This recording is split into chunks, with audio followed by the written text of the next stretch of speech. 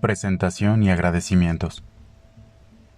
El libro que ahora presento es apenas el primer bosquejo sobre la psicología autóctona mexicana, la que para ser revelada necesitaría no uno, sino cientos de volúmenes, mucho más sabios y mejor elaborados que este. La complejidad conceptual y la sabiduría del espíritu mexicano, junto con la que sobre el tema existe, se ven reflejadas en el creciente número de sus representantes, los chamanes y psicólogos autóctonos, los hombres de conocimiento, los cuales suman miles, dispersos por todos y cada uno de los pueblos y ciudades de nuestro país. Este libro, modesto, además de anecdótico, representa solo un intento por abrir los ojos a una realidad escondida, pero viva, resguardada, pero pujante en el interior de la esencia y el corazón de nuestro país. Ideada originalmente como una serie de artículos, esta obra pretende ser el inicio de un proceso de rescate de la sabiduría original de México, sabiduría tan devaluada y aplastada por la conquista y el modernismo, pero sabiduría al fin, y como tal, sobreviviente milenaria. Ojalá que este primer intento nos haga ver a todos los que habitamos México que detrás de la crisis del materialismo que vivimos, el espíritu pide renacer y que es nuestra obligación darlo a luz.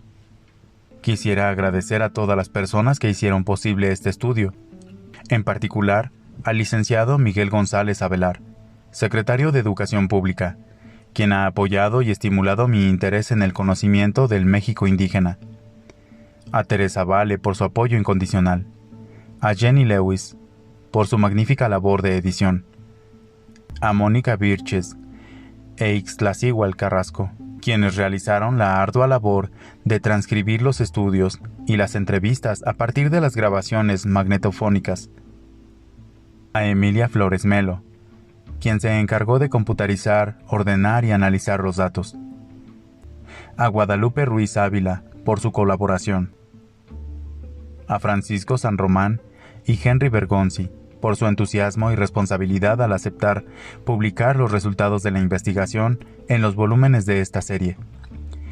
Por último, a los psicólogos autóctonos mexicanos y a los chamanes de México. Febrero de 1987. Jacobo Greenberg. Introducción. Una de las más tristes e inquietantes actitudes del mexicano actual es su tendencia hacia la autodevaluación, posiblemente como resultado de una conquista brutal, caracterizada por una total falta de respeto hacia sus valores autóctonos, que lo condicionaron a pensar en lo propio como algo sin valor y en lo externo como algo omnipotente. Basta observar las gigantescas colas que se forman ante los recientemente inaugurados McDonald's, o ante la predominante preferencia que existe en México por el ahorro en dólares en bancos norteamericanos, para percatarse que el mexicano no confía en su propia nación y que continúa dejándose conquistar por lo extranjero. Y lo más extraordinario de todo es que tal actitud de sometimiento existe en un país como este, en donde viven algunas de las personas más desarrolladas del planeta. Me refiero a los hombres de conocimiento de México, los chamanes y los psicólogos autóctonos. Desde tiempos inmemorables, cada tribu de los antiguos habitantes de México era comandada, en lo espiritual, por uno o varios hombres que se destacaban por su inteligencia, intuición y capacidad de evidencia. Por lo menos a partir de los toltecas, estos hombres de conocimiento comenzaron a fundar linajes, mediante los que a través de una cadena de sucesores transmitían de generación en generación su particular forma de crear la realidad. El número de linajes que existe actualmente en México es indeterminado, aunque se sabe que es abundante. Muchos de ellos sobrevivieron a la conquista, otros fueron creados después de ella. Se les encuentra en casi todo pueblo, comarca o ciudad, y forman una subcultura de complejidad y riqueza insospechada. Se dedican a curar enfermedades, a pronosticar el futuro, a dar consejos y aliviar angustias. Son consultados por pueblos enteros, ya que en ellos encuentran guía y consuelo. Su capacidad intuitiva es generosa, y su vocación iniciática lo es aún más. Son los portavoces de tradiciones milenarias, y representan la más verdadera y misteriosa raíz de lo mexicano. Algunos realizan hazañas casi milagrosas de intuición y conocimiento, y casi todos gozan de un poder de voluntad y de un optimismo envidiable. Luchan en contra de la hechicería y se consideran defensores del desválido y del débil. Y es precisamente con el ánimo de rescatar el conocimiento de estos hombres que hemos iniciado una investigación a nivel nacional, con la convicción de que un pueblo que posee una riqueza humana tan extraordinaria como México no tiene motivo alguno para sentirse devaluado, y que lo que sucede quizás es que desconocemos e ignoramos lo que somos. Esperamos que esta investigación nos ayude a reevaluarnos y a confiar más en nosotros mismos. Con esta intención, nos comprometemos, pues, a difundir los hallazgos de esta investigación. En cuanto a la metodología utilizada en este proyecto, se consideró que lo más apropiado era la investigación participativa. Los investigadores convivieron con los chamanes y se sometieron a sus enseñanzas, y en algunos casos se convirtieron en sus discípulos. De esta forma se logró obtener información precisa y de primera mano acerca de sus prácticas y enseñanzas. Esta metodología permitió también poner a prueba algunos de los procedimientos terapéuticos utilizados por los chamanes. En algunos casos, se realizaron entrevistas con los pacientes y discípulos de los chamanes, y se hicieron seguimientos exhaustivos de los efectos de sus enseñanzas y terapias, para lo cual se hizo uso de un equipo audiovisual. Este trabajo requirió la realización de viajes constantes y de estadías largas en las comunidades en las que viven los chamanes. Por último, quisiera mencionar que los resultados obtenidos hasta hoy apoyan las postulaciones de la teoría sintérgica. Esta sostiene que la realidad perceptual en el producto de la interacción entre un campo energético activado por el cerebro, el campo neuronal, y la estructura del espacio-tiempo, el campo cuántico, la interacción de ambos campos crea un patrón de interferencia que baña todo el espacio. La experiencia consciente surge cuando el observador enfoca un mecanismo hipotético llamado factor de direccionalidad en alguna porción del patrón de interferencia. Los chamanes parecen poseer una gran maestría en el enfoque de su factor de direccionalidad, siendo capaces de activar diferentes experiencias en diferentes localizaciones del espacio y niveles de la realidad.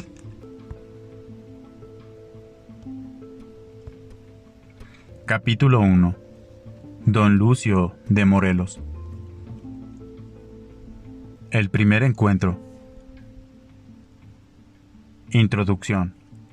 Los chamanes de México están agrupados en diferentes linajes, según sus técnicas, procedimientos y su particular composición acerca de la realidad. Entre esos linajes está el de los graniceros del estado de Morelos, que se dedica al manejo de las condiciones atmosféricas, con el fin de evitar que tormentas granizadas o heladas destruyan los sembradíos de las comunidades que protegen. Don Lucio Campos es uno de los directores del linaje de graniceros de Morelos. Para don Lucio, la realidad se divide en dos grandes secciones, la del mundo visible y la del mundo invisible. El mundo visible es la realidad de los objetos, de los cuerpos y de las condiciones físicas y materiales. El mundo invisible, en cambio, es la realidad de los seres que viven en el espacio, los trabajadores del tiempo. Según don Lucio, un chamán de su linaje puede entrar en contacto con los trabajadores del tiempo, si es escogido para ello. La manifestación de la elección es un evento de proporciones terribles, que consiste en la caída de un rayo en el cuerpo del candidato y la supervivencia del mismo. El propio don Lucio fue herido por un rayo hace más de 30 años, tras lo cual se convirtió en chamán. Como tal, don Lucio se dedica a curar a los miembros de la comunidad que así lo solicitan. Además de su labor como curandero, don Lucio es maestro y guía de un grupo de discípulos que lo visitan.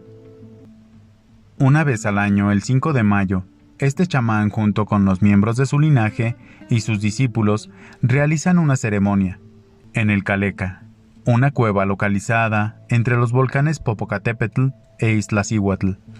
En esta cueva, don Lucio pide poder para enfrentar las tormentas y las granizadas con éxito.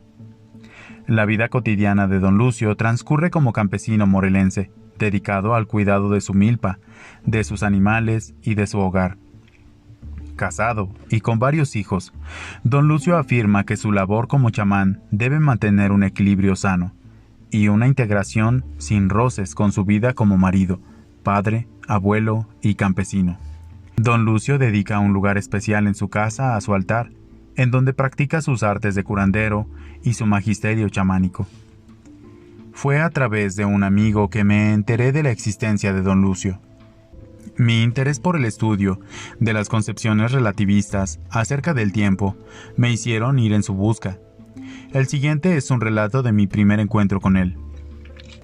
Una tarde me dirigí a Tlayacapan. No conocía la dirección de don Lucio, así que decidí dejarme guiar por la intuición.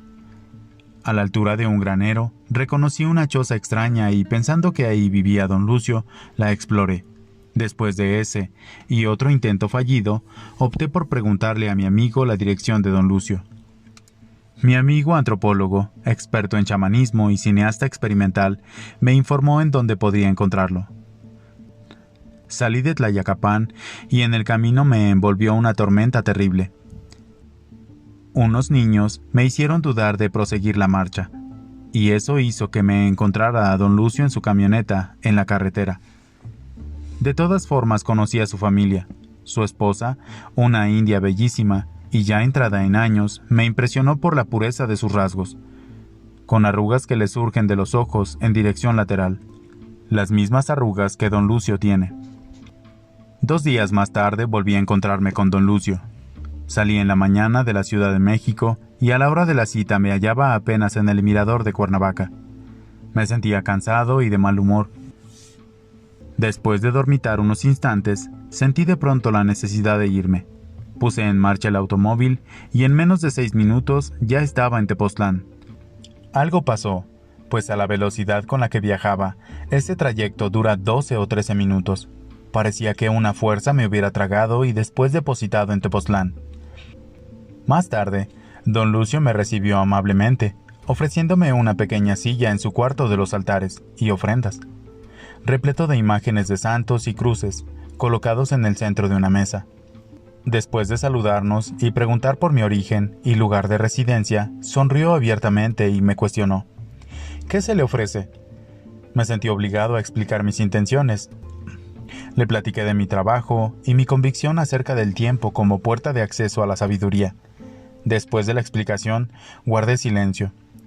Don Lucio recargó su barbilla en su palma de su mano, y entrecerrando los ojos, meditó unos instantes. Al final, volteó a verme y dijo: «El tiempo es muy importante, pero aprender de él es muy difícil y caro». Yo sentí una incongruencia.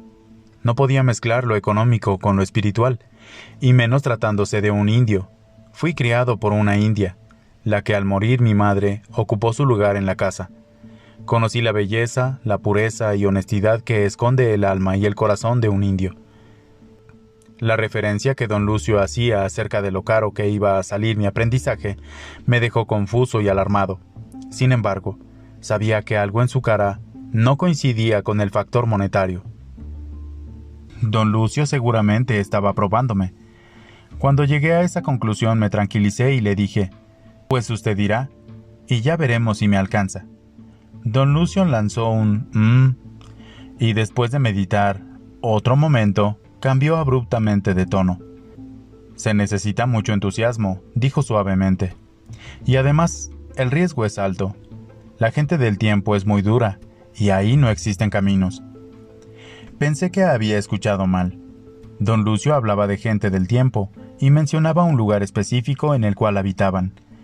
Pensé que quizás se refería a otro plano de existencia, ¿En qué lugar viven esas gentes, don Lucio? Sonrió de nuevo, con una expresión de seriedad mezclada con misterio e ironía. Yo sé de qué hablo, Jacobo. Yo viví 3 años con ellos y no es fácil. ¿3 años? Pregunté asombrado. Sí, señor, me respondió don Lucio con convicción. Estuve 3 años con ellos y me enseñaron lo que es el tiempo. Mi entusiasmo aumentaba a cada instante.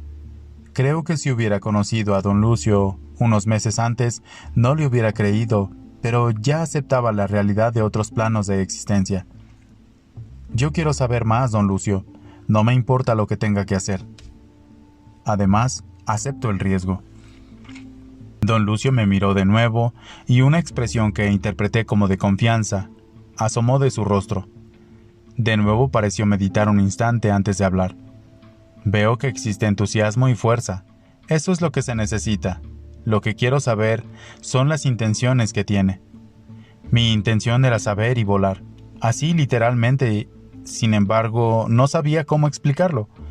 Por otro lado, había dedicado mi vida a escribir, y cada nuevo libro sentía que aportaba algo positivo al hombre. Esto es lo que le hice saber, añadiendo una comparación. Usted se dedica a curar, don Lucio, porque sabe que es bueno y con ello coopera al bienestar humano. Yo escribo por las mismas razones. Mi intención es saber más y compartir mis conocimientos. Muy bien, dijo don Lucio con dulzura. Veo que no hay nada malo. Creo que puedo hacer algo. Convocaré a los espíritus, ya no les llamo gentes, y les diré que quiere hablar con ellos para así obtener sabiduría. Necesitaba hablar de mis ideas, y nadie mejor para entenderme e instruirme que entidades espirituales. Se lo agradecí y además le hice entender que lo que quería era ir por aquel camino solo sin depender de alguien. Lo único que será necesario hacer, dijo abruptamente don Lucio, es una ceremonia en la que daré luz. Al final le pregunté si el manejo del tiempo permitía viajar de un lugar a otro. En espíritu sí, me contestó, pero no en cuerpo. El tiempo puede detenerse, acelerarse o retardarse, pero nadie puede viajar con su cuerpo en él. El martes fui a comprar todas las cosas necesarias para la ceremonia y se las llevé a don Lucio. Revisó las veladoras, el mole, las flores, las frutas y dulces. Después nos sentamos a platicar. Estuve hablando con ellos, dijo con seriedad don Lucio, y me preguntaron qué es lo que iba a hacer con el conocimiento que le den. Voy a escribir, don Lucio, le dije. Pues ellos dicen que habrá cosas que no puede escribir y además quieren saber qué hará con los beneficios de sus libros. Debo confesar que aquello me decepcionaba. Nadie excepto mi propia conciencia tenía derecho a decidir sobre lo que escribiría. Por otro lado, los beneficios serían absurdos, pues por más libros que se vendan en México, si es que los editores aceptan publicarlos, la ganancia para el autor siempre es ridícula. Se lo hice saber a don Lucio, añadiendo que no aceptaba imposiciones con respecto a lo que escribía, pero que me daba cuenta del cuidado y respeto que debería tener al hacerlo. Le mencioné que comprendía que algunas cosas no se deberían decir, y que no se preocupara. Don Lucio pareció convencido, y me preguntó lo que me había sucedido desde que nos vimos la última vez. Le conté las dificultades por las que atravesaba, y le dije que tenía la sensación de estar siendo probado. Sobre todo, agregué, hay alguien que me estoy encontrando en lugares inesperados. Un señor de edad avanzada y cara muy extraña se había cruzado en mi camino tantas veces que no podía ser coincidencia.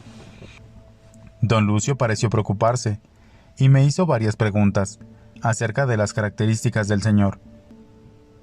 Al final me dijo que él lo vería en su recorrido nocturno.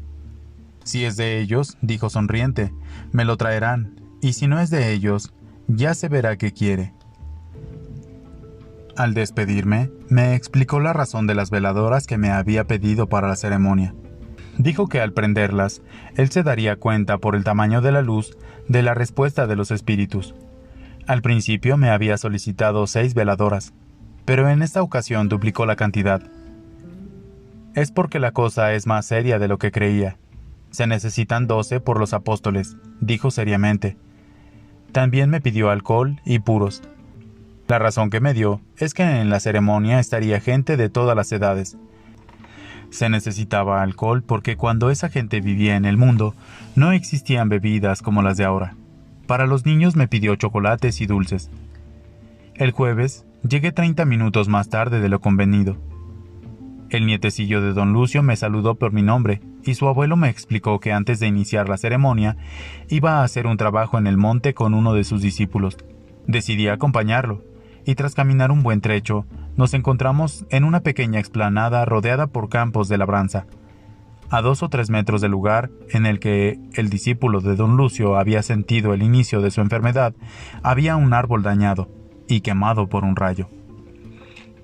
A don Lucio aquello le pareció lógico. Prendió copal e inició la ceremonia de limpia, con la cual incluyó varias etapas. Primero el copal, cuyo humo don Lucio esparció por todo el lugar. Después cubrió al doliente con flores y le lanzó alcohol.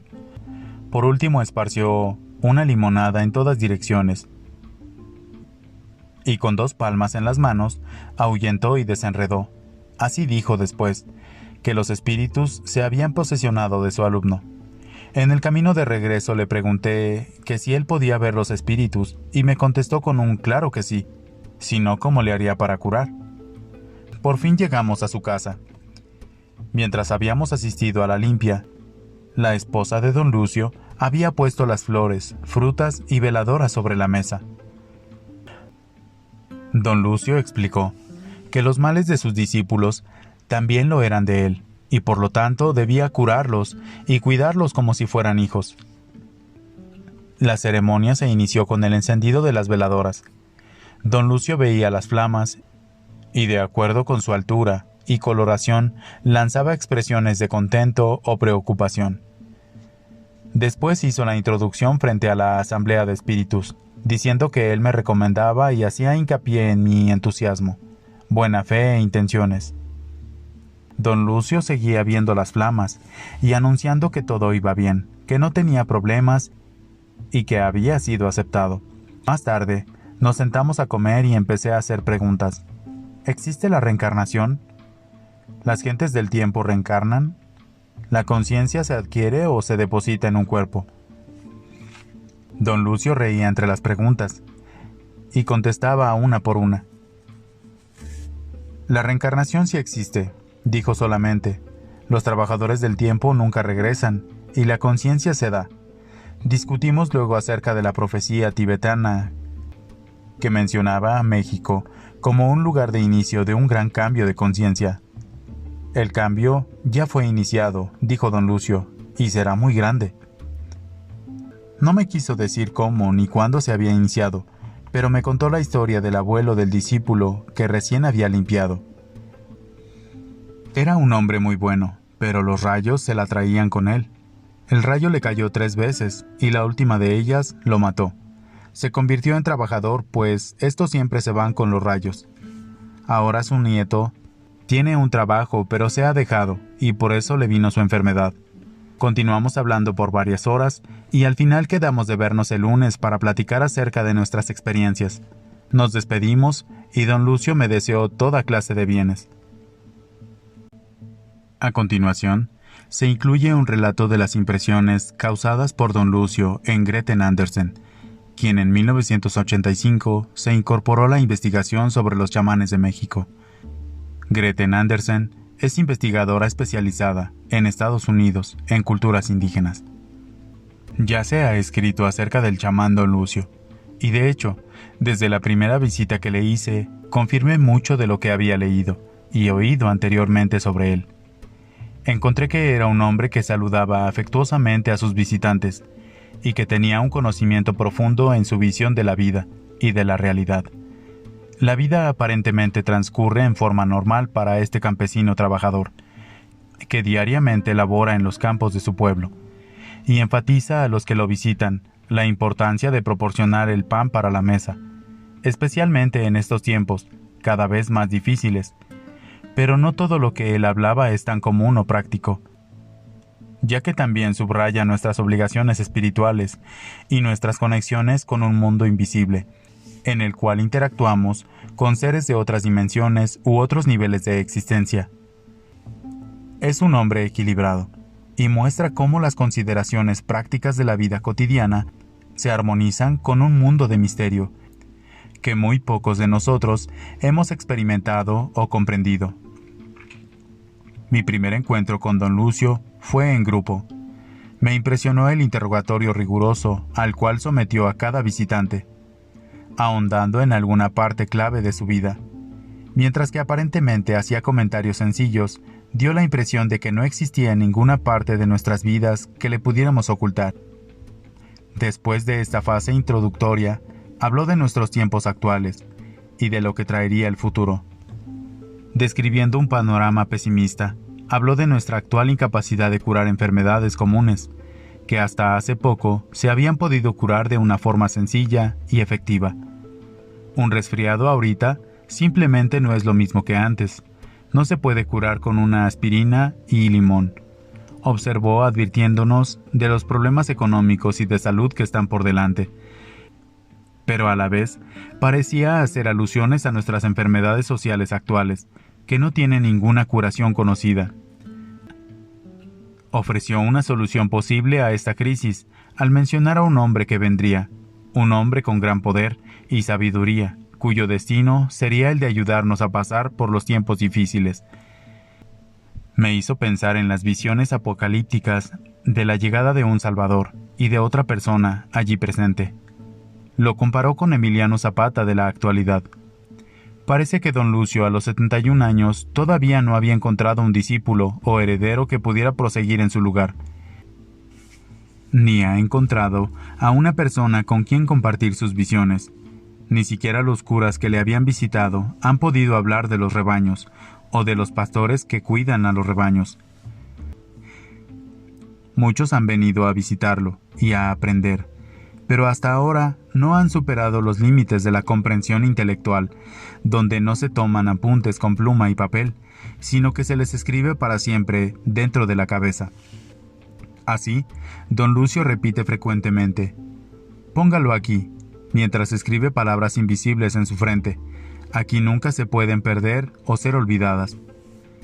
Me contó de uno de tales visitantes, Dora de Nueva York, que vino a hablar con don Lucio y a compartir lo que había de los métodos de curación y del control del tiempo.